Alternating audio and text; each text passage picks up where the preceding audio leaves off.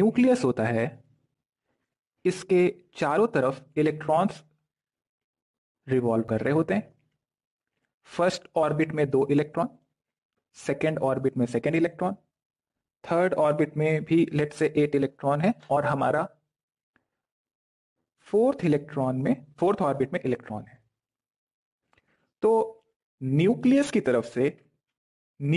तरफ से इस आउटर मोस्ट इलेक्ट्रॉन को न्यूक्लियस अपनी तरफ खींच रहा होगा, एक पुल कर रहा होगा कि इधर आ जा, बिकॉज न्यूक्लियस पॉजिटिवली चार्ज है और इलेक्ट्रॉन नेगेटिवली चार्ज है, और अपोजिट चार्जेस एक दूसरे को अट्रैक्ट करते हैं। लेकिन जो अंदर के ऑर्बिट में पहले से मौजूद इलेक्ट्रॉन्स हैं वो नहीं चाहते ये, बिकॉज सेम चार्जेस एक दूसरे को रिपेल कर रहे होते हैं। तो सेम चार्जेस रिपेल कर रहे होते हैं, तो ये इस आउटर मोस्ट इलेक्ट्रॉन को बाहर धक्का लगाने की कोशिश करेंगे। तो जब ये बाहर धक्का लगाने की कोशिश करेंगे तो ओवरऑल सब मिला के, यानी इस न्यूक्लियस का अट्रैक्शन और इस अंदर के इलेक्ट्रॉन्स का रिपल्शन, सब मिला के जो इफेक्टिव न्यूक्लियर चार्ज ये इलेक्ट्रॉन फील करेगा, जो इसको महसूस होगा कि न्यूक्लियस का अट्रैक्शन हो रहा है, अंदर के इलेक्ट्रॉन्स रिपल कर रहे हैं, तो न्यूक्लियस का अट्रैक्शन जो होगा उसके corresponding Z, that is the atomic number, वो लेंगे हम माइनस सिग्मा, जिसे आप स्क्रीनिंग कांस्टेंट भी कहते थे, या फिर क्या कहते थे इसे, दिस वाज आल्सो द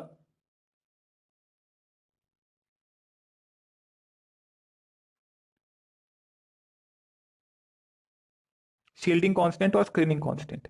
अब एक चीज जो हम देखें, ध्यान दीजिए, लास्ट क्लास में हमने नहीं, ये स्किप कर गया था मेरे दिमाग से, कि इसी ऑर्बिट में, जिस ऑर्बिट में आपका ये इलेक्ट्रॉन है जिसके ऊपर आप ये चार्ज चेक कर रहे हो, उसी ऑर्बिट में अगर मैं एक इलेक्ट्रॉन और बढ़ा दूं तो आपको ये देखने को मिलेगा कि सिग्मा की वैल्यू बढ़ जाती है। पर आपने तो अभी कहा कि अंदर के इलेक्ट्रॉन रिपेल कर रहे होते हैं। हाँ, अंदर के इलेक्ट्रॉन रिपेल कर रहे होते हैं और सेम ऑर्बिट के इलेक्ट्रॉन भी इसको रिपेल कर रहे होते हैं। तो अगर सेम ऑर्बिट में भी इलेक्ट्रॉन बढ़ गए तो रिपल्शन बढ़ेगा, और जो भी इलेक्ट्रॉन्स रिपेल कर रहे हैं उसके करस्पॉन्डिंग था ये स्क्रीनिंग कांस्टेंट। क्या था? Screening constant. इसके ऊपर डिपेंड करता है ये डिपेंड करेगा कि कितने ज्यादा इलेक्ट्रॉन्स फिल हैं। जेड किस पे डिपेंड करता है? एटॉमिक नंबर पे। जितना ज्यादा नंबर ऑफ प्रोटॉन्स होंगे उतना ही एटॉमिक नंबर ज्यादा होगा और उतना ही जेड ज्यादा होगा। तो अगर सेम ऑर्बिट में भी इलेक्ट्रॉन बढ़ेंगे तो आपका सिग्मा बढ़ेगा, और सिग्मा के बढ़ने की वजह से सिग्मा बढ़ेगा, जेड भी बढ़ेगा, जेड ज्यादा तेजी से बढ़ेगा, और इसकी वजह से इफेक्टिव न्यूक्लियर चार्ज बढ़ेगा। एक चीज आपने और जो देख रखा था वो ये था कि अगर इफेक्टिव न्यूक्लियर चार्ज बढ़ा, अगर इफेक्टिव जेड इफेक्टिव बढ़ा, तो न्यूक्लियस से इलेक्ट्रॉन का अट्रैक्शन बढ़ेगा। अट्रैक्शन बढ़ने का मतलब समझें, अट्रैक्शन बढ़ेगा मतलब फोर्स बढ़ेगा, फोर्स बढ़ेगा मतलब डिस्टेंस कम हो जाएगा। आउटर मोस्ट इलेक्ट्रॉन का अगर डिस्टेंस कम हो जाएगा तो आपके एटम का साइज भी डिक्रीज हो जाएगा। तो इफेक्टिव न्यूक्लियर चार्ज के बढ़ने पे साइज घटता है। तो जब आप पीरियोडिक टेबल को देखते थे और इसमें आप लेफ्ट टू राइट जा रहे थे तो क्या हो रहा था? देखिए, लेफ्ट टू राइट जाने पे आपने ये देखा कि एटॉमिक नंबर एक एक बढ़ता जा रहा है, तो जेड की वैल्यू बढ़ रही है, और सेम ऑर्बिट में इलेक्ट्रॉन भी एक एक बढ़ता जाएगा, बिकॉज जितने प्रोटॉन उतने ही इलेक्ट्रॉन होंगे। तो जब इलेक्ट्रॉन्स बढ़ रहे हैं तो सिग्मा भी बढ़ रहा है, लेकिन जेड ज्यादा तेजी से बढ़ रहा है, सिग्मा धीरे धीरे बढ़ रहा है। ओवरऑल जेड इफेक्टिव बढ़ रहा है तो साइज घट रहा है, जिसको आपने क्या लिखा था? याद करो, क्या लिखा था आपने? On moving left to right in periodic table, on moving left to right in periodic table, size decreases। ऐसे लिखा था आपने, z on moving left to right। अभी पता चल जाएगा क्यों रिपीट कर रहे हैं। On moving left to right हमने ये देखा, z इफेक्टिव की वैल्यू बढ़ती थी, और z इफेक्टिव की वैल्यू बढ़ती थी तो साइज घट जाता था। एग्जाम्पल, अगर मैं आपसे कहूं, चलो एक एग्जाम्पल करो फटाफट। अगर मैं आपसे कहूं कि आप साइज कंपेयर करें of silicon, phosphorus, silicon, phosphorus, chlorine, compare the size का ऑर्डर यहां पे आपको बताना है। पता चला क्यों रिपीट कर रहे हैं? तो आप पीरियोडिक टेबल में जब आप देखते हो तो सिलिकॉन कार्बन के नीचे आता है, कार्बन के नीचे सिलिकॉन, देन नाइट्रोजन के नीचे था फॉस्फोरस, और फ्लोरीन के नीचे था क्लोरीन। तो आप जब लेफ्ट टू राइट जा रहे हैं तो क्या होगा? जेड इफेक्टिव बढ़ेगा, जेड इफेक्टिव बढ़ेगा तो साइज घटेगा, that means silicon, then phosphorus and then chlorine. बहुत सही, बहुत बढ़िया। चलो तो एक और एग्जांपल लिखो, एक और एग्जांपल ट्राई करो। अगर आपसे कहें हम that compare the size of sodium and magnesium, sodium and magnesium का साइज कंपेयर कीजिए।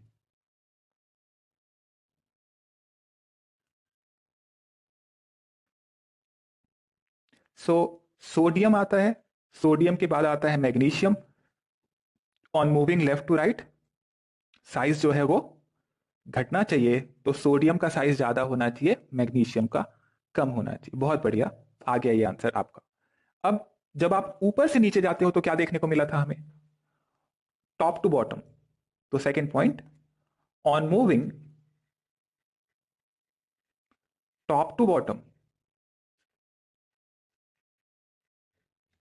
जब आप टॉप टू बॉटम जा रहे थे तो आपने ये देखा, जैसे एक एग्जांपल के लिए देखिए, ये था, लेट से लिथियम है ये, ठीक है। लिथियम का कॉन्फ़िगरेशन क्या था? 2,1। देन आप जब नीचे जा रहे हो तो क्या हो रहा है? सोडियम पे पहुंच रहे हो आप। फिर सोडियम पे आपको क्या दिखाई देता है कॉन्फ़िगरेशन वाइज? 2,8,1। यहां तक समझ, सबको समझ में आ रहा है? 2,8,1। देखिए, जब आप नीचे की तरफ जा रहे हो लिथियम से सोडियम, सोडियम से फिर आप पोटेशियम पे जाओगे और फिर मैग्नीशियम पे, तो यहां पे n इक्वल टू 1 और 2, दो ऑर्बिट थे। सोडियम पे आए तो 1, 2 एंड 3, तीन ऑर्बिट हो गए। जब आप नीचे की तरफ जा रहे होते हो तो ऑर्बिट बढ़ जाते हैं, यानी कि शेल बढ़ जाता है। और याद रखना, जेड इफेक्टिव ऊपर से नीचे जाने पे लगभग कांस्टेंट रहता है, लेकिन क्योंकि एक शेल एक्स्ट्रा बढ़ गया, तो शेल के एक्स्ट्रा बढ़ने से क्या होगा? शेल के एक्स्ट्रा बढ़ने से क्या होगा? एक एक्स्ट्रा शेल हो गया तो ऑब्वियसली न्यूक्लियस से दूरी बढ़ जाएगी इस बाहर वाले शेल की, यानी कि जैसे ये दो थे तो ये न्यूक्लियस से आउटर मोस्ट इलेक्ट्रॉन का डिस्टेंस था, तो ये रेडियस होगा मेरे एटम का। लेकिन जब मैं सोडियम पे आया तो ये पूरा का पूरा डिस्टेंस लेना पड़ेगा मुझे। अब रेडियस देखो, क्या साफ साफ दिखाई दे रहा है कि जब जैसे जैसे शेल बढ़ते जाएंगे वैसे वैसे साइज बढ़ता जाएगा। हालांकि इफेक्टिव न्यूक्लियर चार्ज कांस्टेंट रहता है, because Z effective is Z minus sigma, Z भी बढ़ता है और सिग्मा भी उसी स्पीड से बढ़ता है, दोनों सेम सेम बढ़ते हैं, तो जेड इफेक्टिव कांस्टेंट रहता है। तो Z effective remains constant but size will increase. और अगर आपसे कहूं साइज या रेडियस, रेडियस पे क्या असर पड़ेगा? ये भी बढ़ जाएगा, साइज बढ़ेगा, रेडियस बढ़ेगा ऊपर से नीचे जाने पे। एक एग्जांपल आप कर चुके थे ये वाला, lithium, sodium, potassium, rubidium, caesium, francium. ऊपर से जब आप नीचे जा रहे हो तो ये lithium, sodium, potassium, rubidium, caesium, francium, ऊपर से जब आप नीचे जा रहे हैं, तो अगर आप ये लिख चुके हो तो दोबारा यही वाला एग्जाम्पल मत लिखना, आप अगला एग्जाम्पल लिखना। ऊपर से जब आप नीचे जा रहे हो तो आपने देखा कि ये जो साइज है वो बढ़ता चला जाएगा। एक और एग्जाम्पल अगर आपसे मैं कहूं कि helium, neon, argon, krypton and xenon, इनमें साइज कंपेयर कीजिए, बताइए what is the order of size. Helium, neon, argon, krypton, xenon, ये हमारे नोबल गैसेज हैं। नोबल गैसेज में साइज का ऑर्डर क्या होगा? तो आपको पीरियोडिक टेबल ध्यान होना चाहिए कि ये कहां पे अरेंज थे।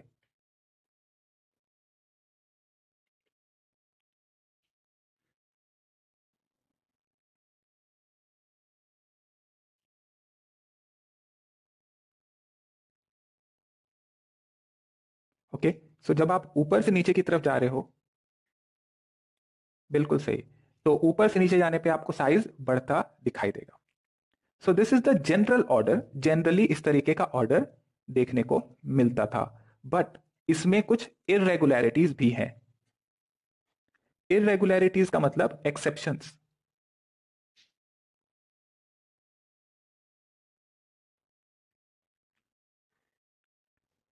इरेगुलरिटी या एक्सेप्शन जो है, जो हमारा जनरल ट्रेंड था, जो कि था लेफ्ट से राइट जाने पे साइज घटते जाना चाहिए, ऊपर से नीचे जाने पे साइज बढ़ते जाना चाहिए। पहला पॉइंट इसमें लिखिए,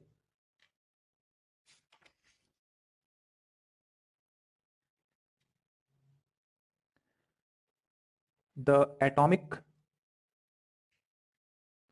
radius of noble gases is largest in its period,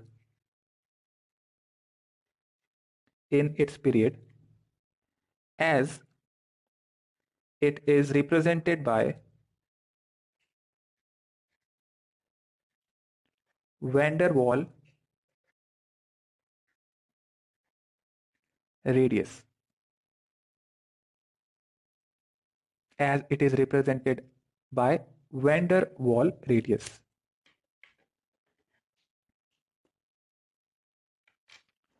जैसे कि अगर आपसे हम कहें कि बताइए beryllium, then boron, carbon, nitrogen, oxygen, fluorine and neon, इनमें हमें साइज का ऑर्डर चाहिए। Compare the size, compare the size, ये एग्जांपल भी हमने लास्ट क्लास में कर लिया था क्या?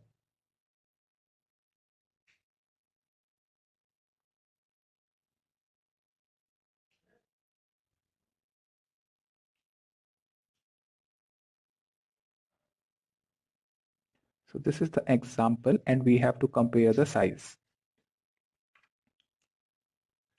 So आप जब लेफ्ट टू राइट जा रहे हैं, देखिए beryllium, boron, carbon, nitrogen, oxygen, fluorine, neon, ये सेकंड पीरियड है हमारा। इस सेकंड पीरियड में जब आप लेफ्ट टू राइट जा रहे हो तो नियॉन जो था वो नोबल गैस था, या इनर्ट गैस भी बोलते हैं इसे, यहां लिख लेना ना, इनर्ट गैस। कई जगहों पे ये जीरो, और ये जीरो ग्रुप भी कहते हैं इसे। हाँ, तो नोबल गैस है, इसका सबसे ज्यादा होगा, यानी कि नियॉन का सबसे ज्यादा होगा, और उसके बाद आप बाकियों में आप लेफ्ट टू राइट जाएं तो साइज कम होता है, मतलब beryllium, boron, carbon, nitrogen, oxygen and fluorine, this will be the order of the size here.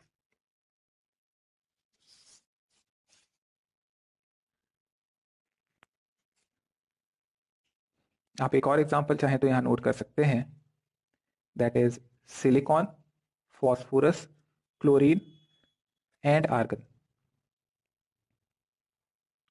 Silicon, phosphorus, chlorine and argon, we have to compare size, किसका साइज बड़ा है, किसका size छोटा है, क्या ऑर्डर आएगा, ये बताना है आपको।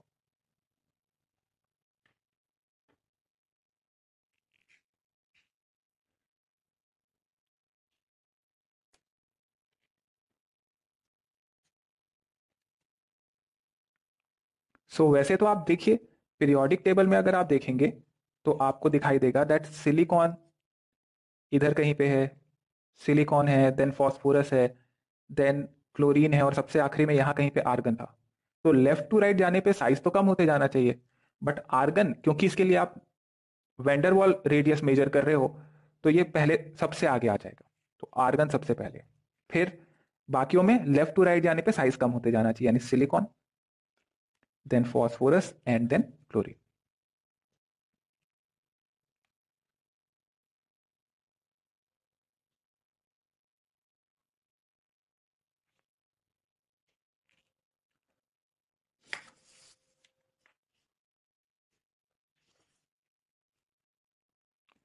Second irregularity,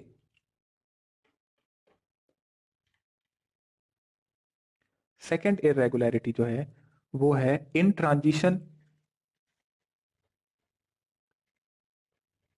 series. Transition series का मतलब मेरा डी ब्लॉक जो है, डी ब्लॉक की बात कर रहे हैं। डी ब्लॉक कौन सा था? ये वाला हिस्सा जो था इसको कहते थे डी ब्लॉक। तो डी ब्लॉक में आपको देखने को मिलता है कि आप जब स्कैंडियम से टाइटेनियम, क्या था देखो, याद करो, साइंस टीचर विनीता, क्रमांक फैको नहीं, copper, zinc, science teacher Vinita क्रमांक, फेको नहीं, copper zinc, scandium titanium vanadium chromium manganese iron cobalt nickel copper and zinc. ये था हमारे पास। अब आप देखिए लेफ्ट टू राइट की तरफ आप जा रहे हो पीरियोडिक टेबल में, तो साइज तो कंटिन्यूअसली कम होना चाहिए, लेकिन इसमें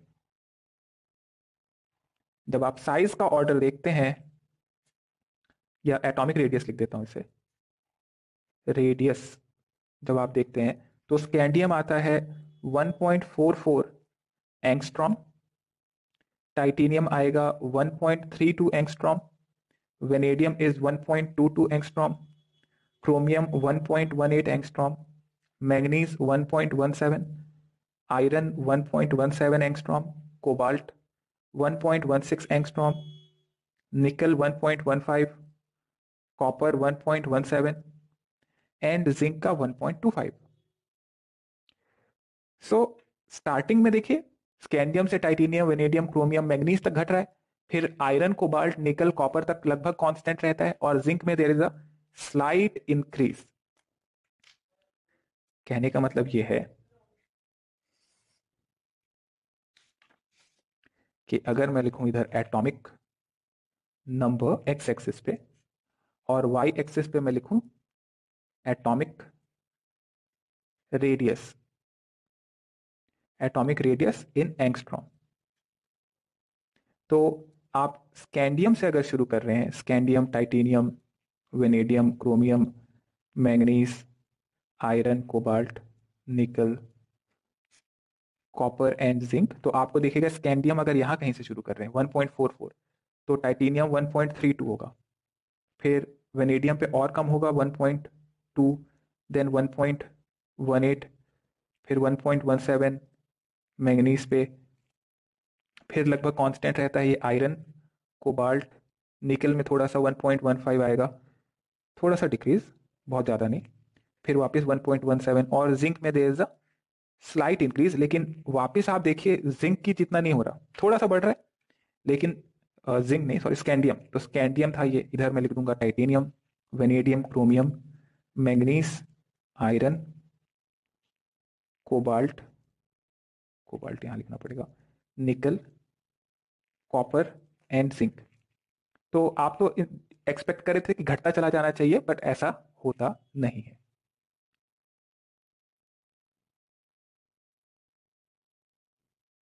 ये है मेरा 3D सीरीज। आप 4D सीरीज के लिए देखेंगे तो वो भी कुछ इसी तरीके का आएगा, ये हो जाएगा 4D सीरीज। 5D सीरीज भी इसी के आसपास आपको दिखाई देगा।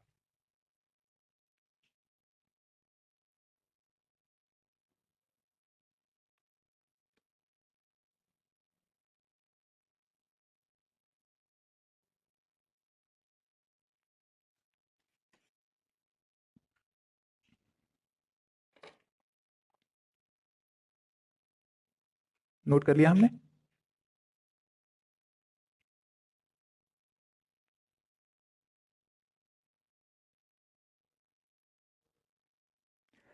देन थर्ड एक्सेप्शन है, या थर्ड इरेगुलरिटी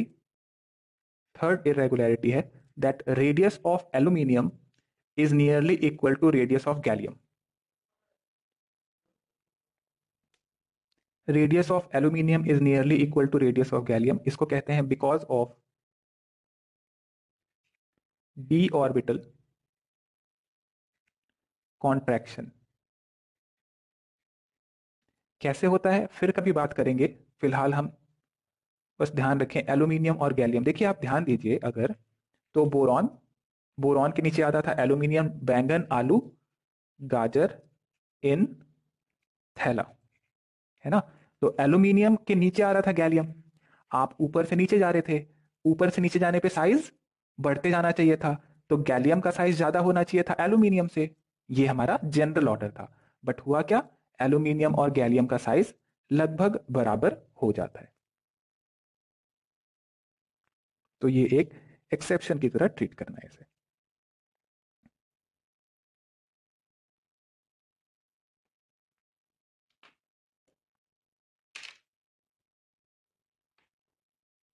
ये डी ऑर्बिटल कॉन्ट्रैक्शन का मतलब है बिकॉज, इसको आप ऐसे लिख सकते हैं, poor shielding of d orbital, poor shielding of d orbital. तो होता दरअसल ये है कि अगर आप गैलियम को इमेजिन करो तो इसके चारों तरफ इस तरीके से ऑर्बिटल थे और ये मेरा आउटर मोस्ट इलेक्ट्रॉन है मान लो, तो यहां बीच में कहीं पे इस तरीके का एक डी ऑर्बिटल था। तो डी ऑर्बिटल को जेड इफेक्टिव में लगाना चाहिए था इसको जेड माइनस सिग्मा, पर इसका स्क्रीनिंग कांस्टेंट जो शील्डिंग होता है वो बहुत पुअर होता है। तो पुअर होने की वजह से इसका सिग्मा बहुत ज्यादा बढ़ नहीं पाता, तो जेड तो बढ़ गया था, सिग्मा नहीं बढ़ पाता, इसलिए न्यूक्लियस का अट्रैक्शन, न्यूक्लियस अट्रैक्शन इस आउटर मोस्ट ऑर्बिट का बढ़ जाता है due to the poor shielding. तो जब अट्रैक्शन बढ़ जाएगा तो साइज घट जाएगा, तो गैलियम का साइज इसलिए घट जाता है और घट के लगभग एल्यूमिनियम के बराबर आ जाता है। ये मैं गैलियम की बात कर रहा हूं।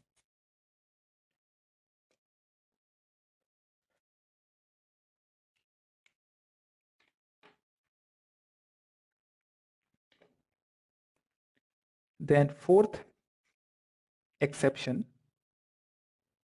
4D सीरीज का साइज, मतलब 4D वाला पीरियोडिक टेबल में लगभग साइज बराबर होता है उसका 5D वाले, मतलब 4D वाले के जस्ट नीचे वाला जो 5D है उसका साइज लगभग 4D के बराबर होगा। तो इसका रीजन बताते हैं, ड्यू टू लैंथेनाइड कॉन्ट्रैक्शन। तो जो 5D सीरीज है ना, 5D सीरीज से पहले आता है 4f ऑर्बिटल। तो 4f ऑर्बिटल जो होते हैं वो प्रॉपरली शील्ड नहीं करते, और क्योंकि ये प्रॉपरली शील्ड नहीं कर रहे होते, अब जैसे आपने डी का देखा यहाँ पुअर शील्डिंग, उसी तरीके से 4f का शील्डिंग होता है। अब तो ऐसे न्यूक्लियस अगर, तो 4f आएगा, 4f के बाद आता है 5D। तो 5D में इलेक्ट्रॉन तो भर गए लेकिन 4f ऑर्बिटल शील्ड नहीं कर पाया, तो न्यूक्लियस से अट्रैक्शन बढ़ गया और इस वजह से 5D का साइज कम हो गया। 4D में क्यों नहीं हुआ? बिकॉज 3f ऑर्बिटल होता ही नहीं है। 4f ऑर्बिटल शुरू होगा 4 से और वो 5D के जस्ट पहले आता है, तो 4D को तो कुछ ऐसा नहीं लगा लेंथेनाइट कॉन्ट्रैक्शन जैसा, बट 5D वाले को लेंथेनाइट कॉन्ट्रैक्शन की वजह से हमको देखते हैं साइज कम हो गया। Okay, due to lanthanide contraction, और इसको लिख सकते हैं due to poor shielding of f या 4f orbital, due to poor shielding of 4f orbital. तो आप बोलोगे यार पुअर शील्डिंग तो आप बहुत चीजों का बता रहे हो, तो आप एक काम करो, ऑर्डर लिख लो, order of shielding, that is sigma का ऑर्डर आप चाहते हो, तो आपको यह देखने को मिलता है कि s ऑर्बिटल के इलेक्ट्रॉन सबसे अच्छा शील्ड करते हैं, फिर आता है p ऑर्बिटल, फिर d ऑर्बिटल का पुअर, और f ऑर्बिटल का तो सबसे ही खराब होता है।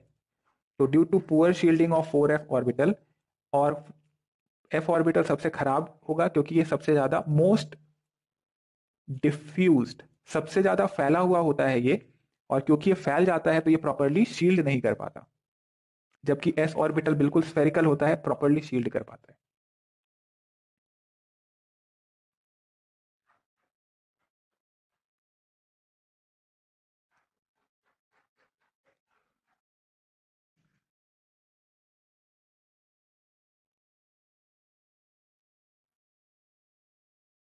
For example,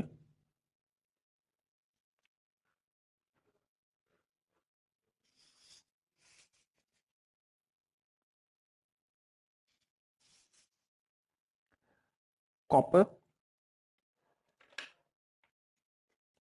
silver and gold, copper silver and gold में साइज कंपेयर करिए, कंपेयर द साइज।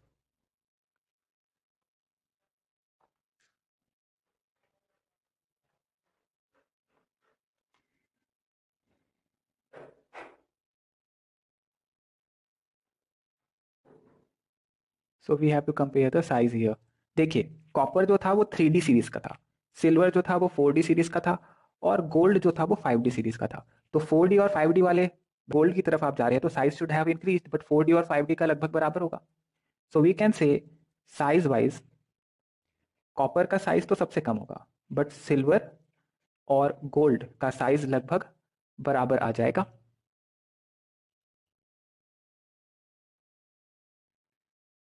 ये सिर्फ डी ब्लॉक में लगता है, ध्यान रखिएगा। डी ब्लॉक के एलिमेंट्स के लिए ही आप ये 4D और 5D वाला आप लगाएंगे।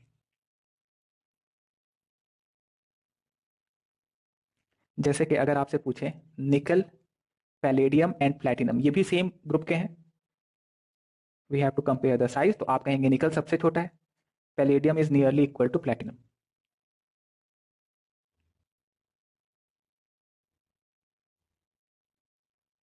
और इसका कारण पूछेगा आपसे कि क्यों हुआ ऐसा, तो लेंथेनाइट कॉन्ट्रैक्शन या poor shielding of F orbital कह सकते हो आप।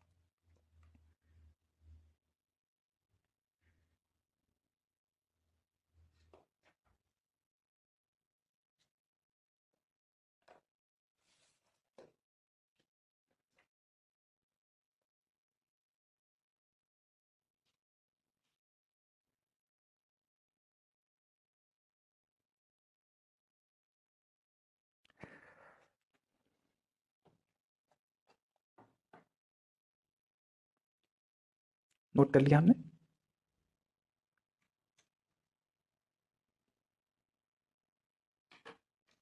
अब लिखेंगे इसके आगे, ये तो हुआ एटम्स का radius.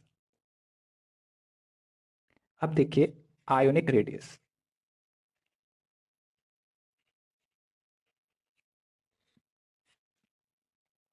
Ionic radius,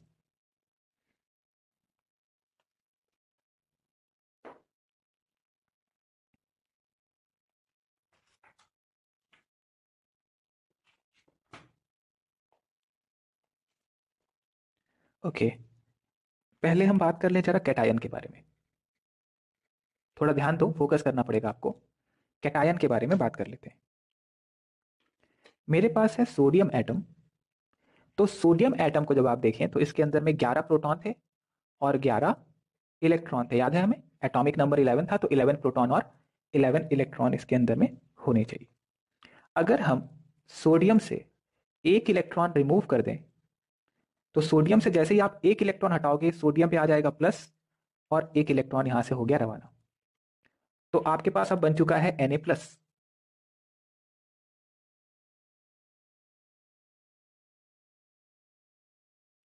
what? So Na plus को जब आप देखते हैं तो एटॉमिक नंबर तो अभी भी 11 है, दैट मीन्स न्यूक्लियस में अभी भी 11 प्रोटॉन है, बट एक इलेक्ट्रॉन यहां से रिमूव हो गया है, तो 11 इलेक्ट्रॉन आपके न्यूट्रल एटम में थे, तो अब कितने इलेक्ट्रॉन बचे? 10 इलेक्ट्रॉन। तो अगर हम बात करें इफेक्टिव न्यूक्लियर चार्ज की, इफेक्टिव न्यूक्लियर चार्ज की sodium plus and Z effective of sodium की, तो समझने की बात इतनी सी है कि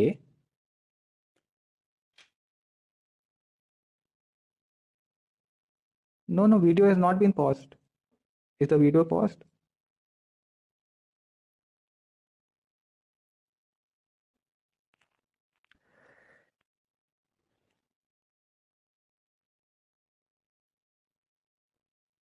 सो मैं ये कह रहा था कि सोडियम को देखो जरा, तो ये जो न्यूक्लियस है इसको थोड़ा इमेजिन करो, इस न्यूक्लियस के अंदर में 11 प्रोटॉन थे और इसको अब इस 11 प्रोटॉन के पॉजिटिव चार्ज से बाहर के 11 इलेक्ट्रॉन को पुल करना था, राइट, 11 इलेक्ट्रॉन। लेकिन जब Na प्लस बना तो प्रोटॉन तो अभी भी 11 ही है, लेकिन इसके अंदर में अब 10 इलेक्ट्रॉन बचे। तो पहले 11 प्रोटॉन जो 11 इलेक्ट्रॉन को अपनी तरफ पुल कर रहे थे, अब 11 प्रोटॉन को 10 इलेक्ट्रॉन्स को पुल करना है। तो ये बिल्कुल जाहिर सी बात है कि Z इफेक्टिव में, बेसिकली Z इफेक्टिव से आप फॉर्मूले से भी देखो तो ये होता है Z minus sigma, and sigma होता है इलेक्ट्रॉन्स की वजह से। तो आपका एटॉमिक नंबर Z तो उतना ही है, लेकिन क्योंकि इलेक्ट्रॉन कम हो गए तो सिग्मा की वैल्यू एक तरीके से आपने डिक्रीज कर दी। क्योंकि सिग्मा की वैल्यू घटी है, Z अभी भी उतना ही है, तो Z इफेक्टिव विल इंक्रीज। या आप ऐसे समझें 11 प्रोटॉन जो थे वो पहले 11 इलेक्ट्रॉन को पकड़ के रख रहे थे, एक इलेक्ट्रॉन आपने निकाल दिया तो अब 10 को पकड़ना है, और 11 प्रोटॉन है तो प्रोटॉन अब ज्यादा हो गए इलेक्ट्रॉन के कंपैरिजन में, तो अब वो ज्यादा इफेक्टिवली पुल कर पाएंगे, यानी ज्यादा जोर से पुल कर पाएंगे, यानी कि जो आउटर मोस्ट इलेक्ट्रॉन था उसको ज्यादा करीब खींच सकते हैं ये, बिकॉज अब इलेक्ट्रॉन्स कम हो गए, तो जब ज्यादा पुल होगा इलेक्ट्रॉन्स का, तो साइज जो है, ये जो डिस्टेंस है प्रोटॉन और आउटर मोस्ट इलेक्ट्रॉन का, वो कम हो जाएगा। कम हो जाएगा मतलब साइज डिक्रीज हो जाएगा। या पहले जेड इफेक्टिव की बात कर ले। जेड इफेक्टिव जो है वो इलेक्ट्रॉन रिमूव करने पे या कैटायन बनाने पे इंक्रीज हो गया।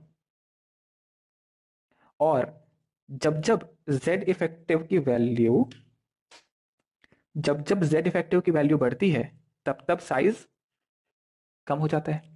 तो अगर मैं आपसे पूछूं कि बताइए Na प्लस और Na में, सोडियम प्लस और सोडियम में साइज का क्या ऑर्डर आना चाहिए?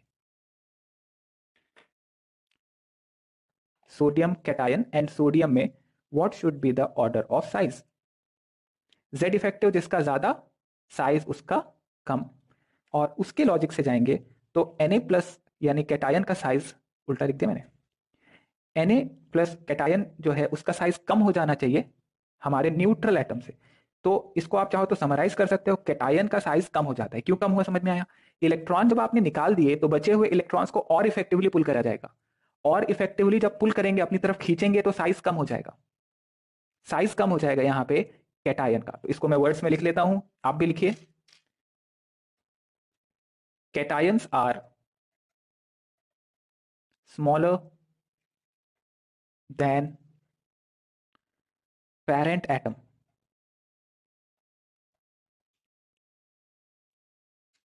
Cations are smaller than parent atom. एक और point, as positive charge increases,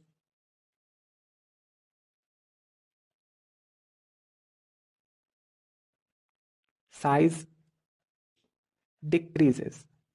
जैसे जैसे पॉजिटिव चार्ज बढ़ेगा वैसे वैसे साइज और कम होता चला जाएगा।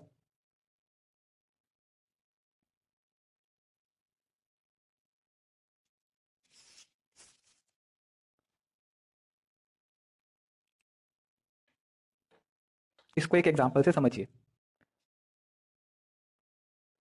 सो लेट से मेरे पास मैग्नीशियम था, Mg प्लस था एंड Mg+2 था, और इसमें आपसे कहूं मैं compare the size, compare the size.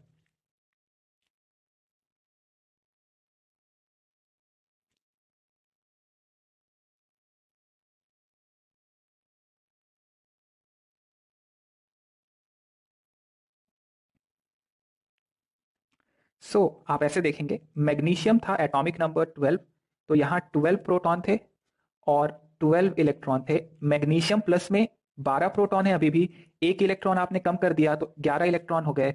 Mg+2 में 12 प्रोटॉन है, 2 इलेक्ट्रॉन निकाल दिए तो आपके पास बचे 10 इलेक्ट्रॉन। जैसे जैसे इलेक्ट्रॉन कम होते जाएंगे, प्रोटॉन उतने ही हैं, इलेक्ट्रॉन कम होते जाएंगे। उससे होगा ये कि जितने बचे हुए इलेक्ट्रॉन्स हैं उनको प्रोटॉन और इफेक्टिवली पुल करेगा, न्यूक्लियस और इफेक्टिवली पुल करेगा, तो साइज कम होता जाएगा। तो मैं ये कह सकता हूं, अगर यहां पे जेड इफेक्टिव आपको चाहिए तो Mg, Mg+ एंड Mg+2 में ये ऑर्डर आना चाहिए। बिकॉज जेड इफेक्टिव बढ़ रहा है तो साइज कम हो जाएगा, यानी कि साइज का ऑर्डर आना चाहिए Mg, Mg+, Mg+2।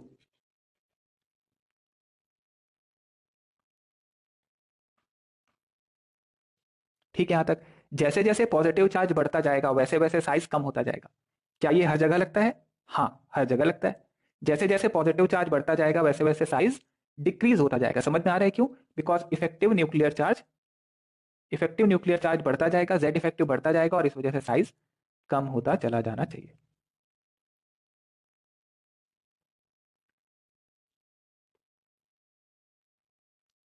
नोट करिए।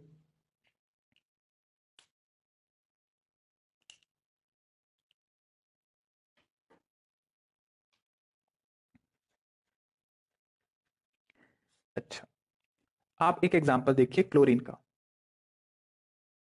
तो क्लोरीन में आपको ये देखने को मिलता है दैट देयर आर 17 प्रोटॉन्स, है ना, एटॉमिक नंबर 17 था। 17 प्रोटॉन्स हैं और 17 इलेक्ट्रॉन है। अगर हम Cl- बनाते हैं तो Cl- में हुआ क्या? क्लोरीन एक न्यूट्रल एटम था, इसमें एक इलेक्ट्रॉन आपने ऐड कर दिया, तो एक इलेक्ट्रॉन ऐड करने से इसके ऊपर एक नेगेटिव चार्ज आ गया Cl-1। तो इस Cl-1 का भी एटॉमिक नंबर अभी भी 17 है। तो प्रोटॉन तो अभी भी इसमें 17 है, बट एक इलेक्ट्रॉन आपने ऐड कर दिया तो इलेक्ट्रॉन हो गए 18। तो हुआ दरअसल ये कि पहले जो 17 प्रोटॉन थे वो बाहर घूमते हुए 17 इलेक्ट्रॉन को हैंडल कर रहे थे। अब जो 17 प्रोटॉन है उनको 18 इलेक्ट्रॉन को हैंडल करना है, यानी 18 इलेक्ट्रॉन को अपनी तरफ पुल करना है। तो 17 प्रोटॉन 17 इलेक्ट्रॉन को इफेक्टिवली पुल कर पा रहे थे, लेकिन जब 18 इलेक्ट्रॉन हो जाएगा, एक इलेक्ट्रॉन आपने बढ़ा दिया, तो हर इलेक्ट्रॉन को पुल करने के लिए जो जेड इफेक्टिव आ रहा था वो कंपेरेटिवली कम हो जाएगा, यानी जो आउटर मोस्ट इलेक्ट्रॉन था वो न्यूक्लियस के साथ उसका जेड इफेक्टिव हो जाएगा थोड़ा कम। सो अगर हम यहां इफेक्टिव न्यूक्लियर चार्ज कंपेयर करें, अगर हम इफेक्टिव न्यूक्लियर चार्ज कंपेयर करें क्लोरीन का और Cl- का, तो आप ये देख पाएंगे कि जब आपने प्रोटॉन उतने ही रखे आपने, लेकिन आपने एक इलेक्ट्रॉन एक्स्ट्रा बढ़ा दिया, तो आपका जो एटम है वो एक्सपैंड हो जाएगा या बड़ा हो जाएगा या सूझ जाएगा एक तरीके से, बिकॉज एक इलेक्ट्रॉन एक्स्ट्रा ऐड करने से क्या हुआ, effective nuclear charge wise proton उतने ही थे, इलेक्ट्रॉन हो गए ज्यादा। ज्यादा इलेक्ट्रॉन यानी हर इलेक्ट्रॉन को अब कम कम न्यूक्लियर चार्ज मिलेगा। सो आउटर मोस्ट इलेक्ट्रॉन को पुल करने की जो टेंडेंसी थोड़ी कम हो जाएगी और ये साइज थोड़ा सा इंक्रीज हो जाएगा। सो जेड इफेक्टिव वाइज देखिए, क्लोरीन का जेड इफेक्टिव ज्यादा था, यानी कि इफेक्टिव न्यूक्लियर चार्ज एक तरीके से कम हो गया। आप ऐसे भी देखो, मैथमेटिकली देखो, जेड इफेक्टिव जो था that was Z minus sigma. एक इलेक्ट्रॉन के ऐड होने से सिग्मा की वैल्यू बढ़ गई, जेड अभी भी कांस्टेंट था, तो कांस्टेंट था उसमें से सिग्मा आप सब्ट्रैक्ट कर रहे थे, सिग्मा की वैल्यू बढ़ी, इसका मतलब जेड इफेक्टिव घट जाना चाहिए था, यहां पे देखा हमने। तो क्या मैं कह सकता हूं, आपको अगर मैं कहूं radius of chlorine and radius of chlorine minus compare करिए, radius of chlorine and radius of chlorine minus, तो ऑब्वियस सी बात है अगर जेड इफेक्टिव घटा, जेड इफेक्टिव अगर घटा तो साइज बढ़ेगा, यानी कि Cl- का साइज जो है वो ज्यादा हो जाएगा Cl से। ये हमें इमेजिन भी होता हुआ दिखाई दे रहा था। बहुत अच्छी बात है। तो क्या मैं यहां से एक समराइज करके पॉइंट लिख सकता हूं, क्या मैं यहां एक समराइज करके पॉइंट लिख सकता हूं? क्या पॉइंट भाई? एनायंस साइज या anions are bigger than parent atom. Anions का साइज अपने पेरेंट एटम से ज्यादा होगा, और नेगेटिव चार्ज के बढ़ने पे क्या असर होने वाला है? As the negative charge increases, size increases. As the negative charge on the anion increases, जैसे जैसे एनायन पे नेगेटिव चार्ज बढ़ता जाएगा वैसे वैसे साइज भी बढ़ते जाना चाहिए।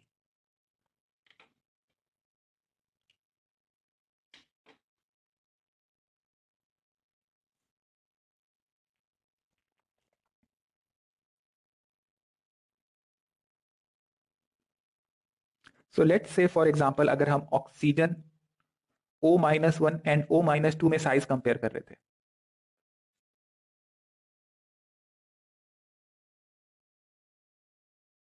O-1 एंड O-2 इनमें हम साइज कंपेयर कर रहे थे, तो आप देखेंगे नेगेटिव चार्ज जैसे जैसे बढ़ता जाएगा वैसे वैसे साइज भी बढ़ता चला जाएगा।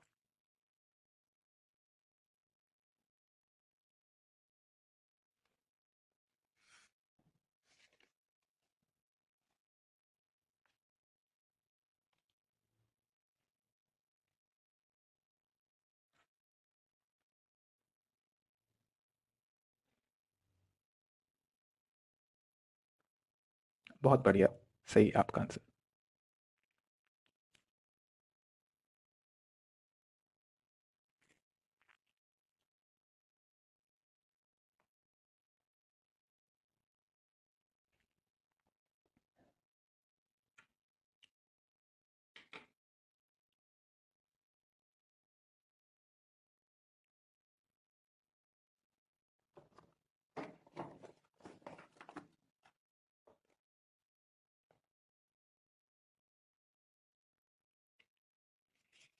नोट कर लिया हमने।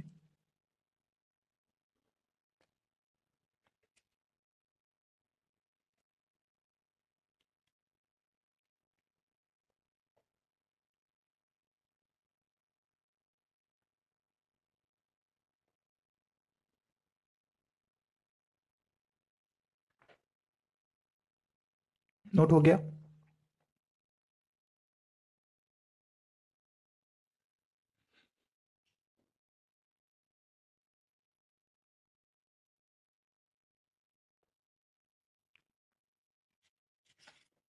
तो हमने कैटायन और एनायन के लिए बात कर ली। अब जरा बात करेंगे iso electronic species.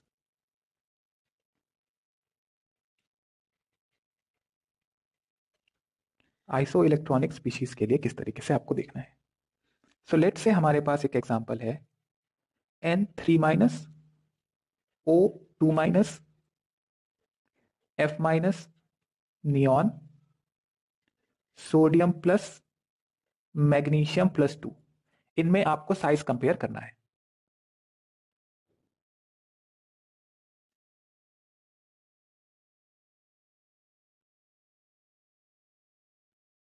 We have to compare the size और रेडियस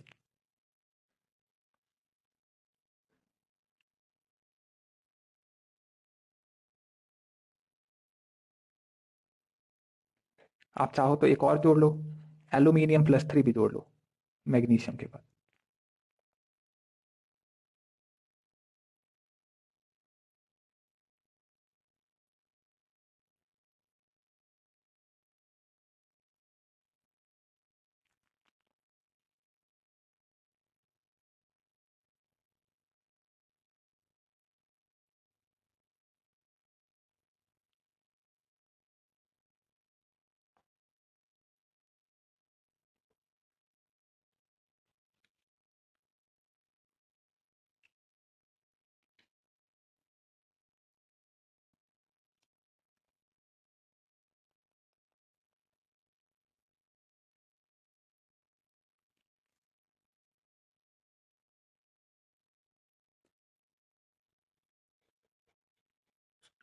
तो नाइट्रोजन का एटॉमिक नंबर था 7, यानी कि इसके अंदर 7 प्रोटॉन है। ऑक्सीजन के अंदर में 8 प्रोटॉन, फ्लोरीन में 9 प्रोटॉन, नियॉन में 10, 11, 12 and 13 proton.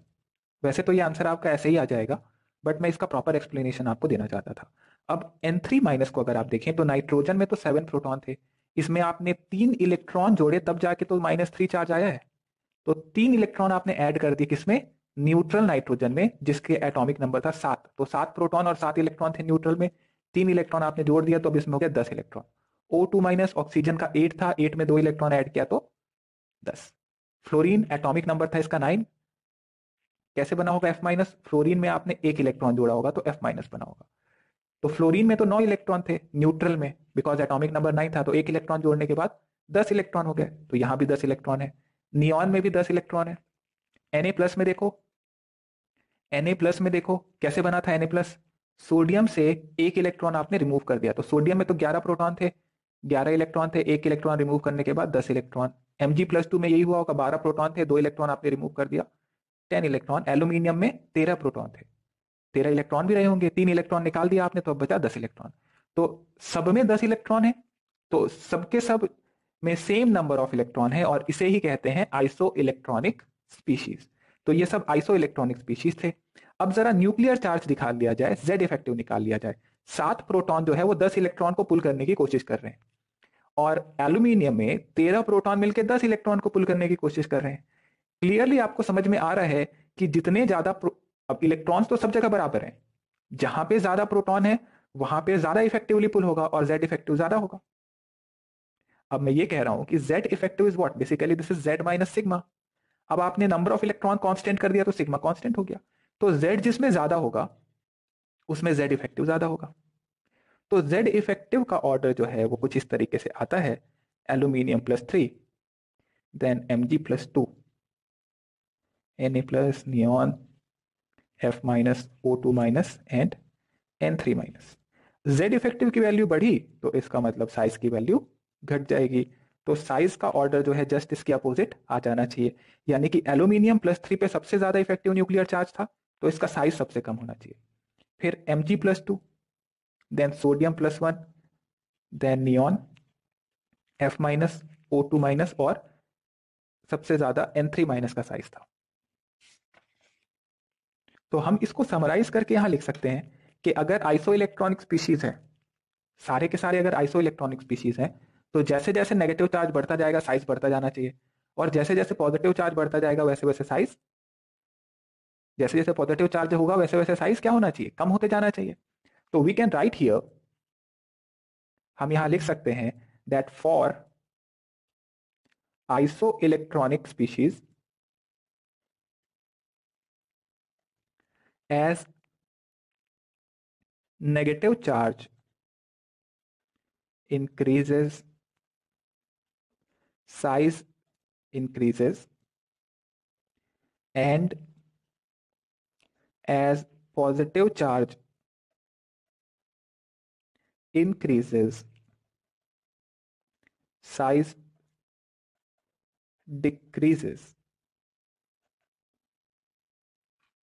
For isoelectronic species, as the negative charge increases, size increases, and as the positive charge increases, size decrease होता जाएगा।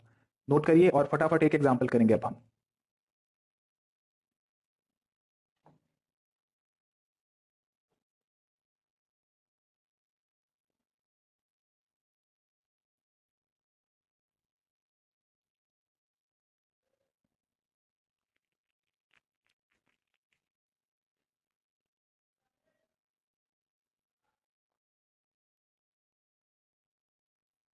कर लिया नोट?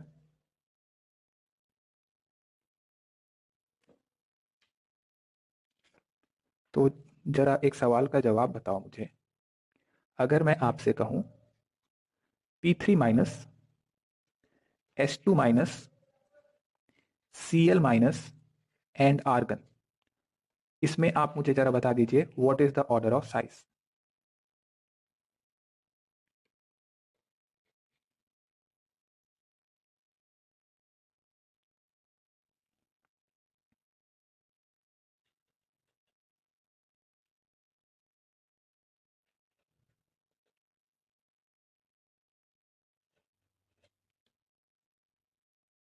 इसमें भी आप साइज कंपेयर करेंगे।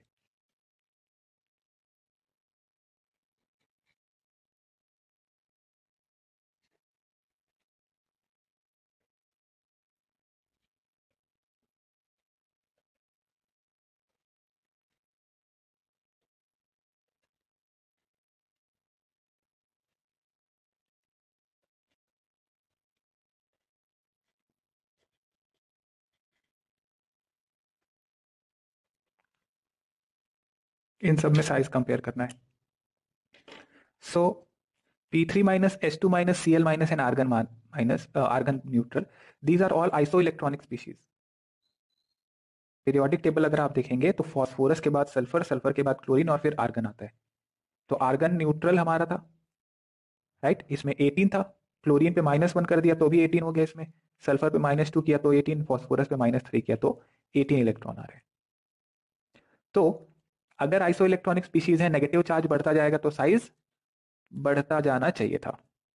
Then potassium, calcium and argon, potassium, calcium and argon, तो potassium calcium कहां था हमारा और आर्गन कहां था?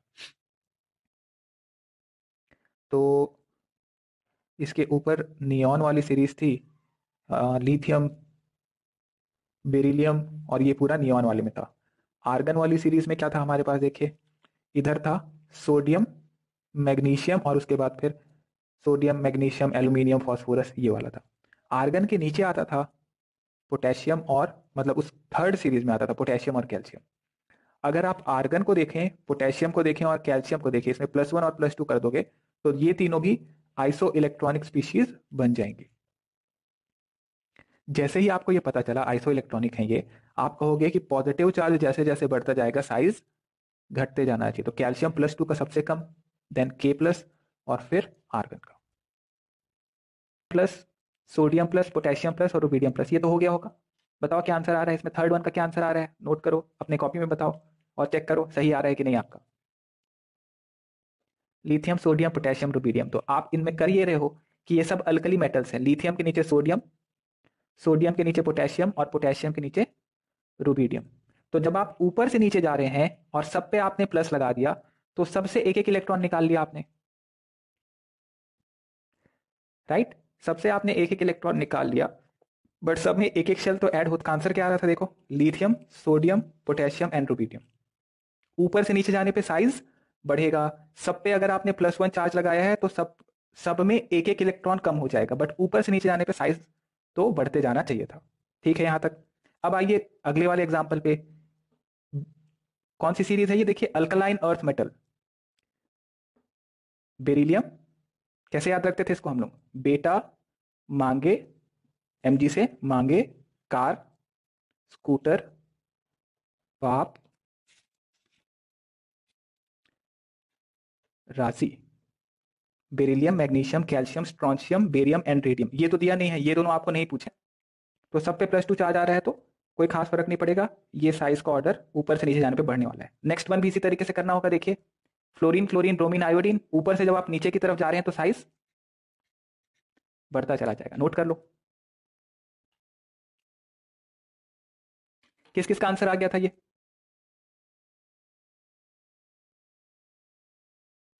किसका किसका करेक्ट आंसर आया यहाँ पे।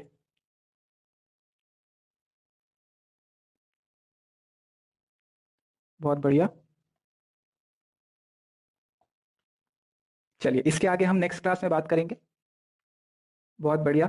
जिन जिन का आंसर आया है उनको, उनका बहुत ही अच्छा, सब समझ में आ रहा है इसका मतलब। सो आइसो इलेक्ट्रॉनिक में अपने को ध्यान रखना है, जब सेम पीरियड में होगा तब ध्यान रखना है। जब आप ऊपर से नीचे जा रहे हो तो उसमें वही ऑर्डर याद रखना है कि ऊपर से नीचे जाने पे साइज तो बढ़ना है, वो सेम ऑर्डर चलेगा क्योंकि सब पे सेम प्लस चार्ज आना है। अल्कलाइन अर्थ मेटल है तो +2 आएगा, अल्कली है तो +1 आएगा, हेलोजेंस है तो -1 चार्ज आ रहा है। देखिए देख पा रहे हैं। तो ऊपर से नीचे आने पे साइज बढ़ता ही था, वो सेम ऑर्डर रहेगा। लेफ्ट टू राइट वाले में आपको ध्यान रखना है कि कैटायन बन रहा है या एनायन बन रहा है। कैटायन बनेगा तो साइज घटाना है, एनायन बनेगा तो साइज बढ़ाना है।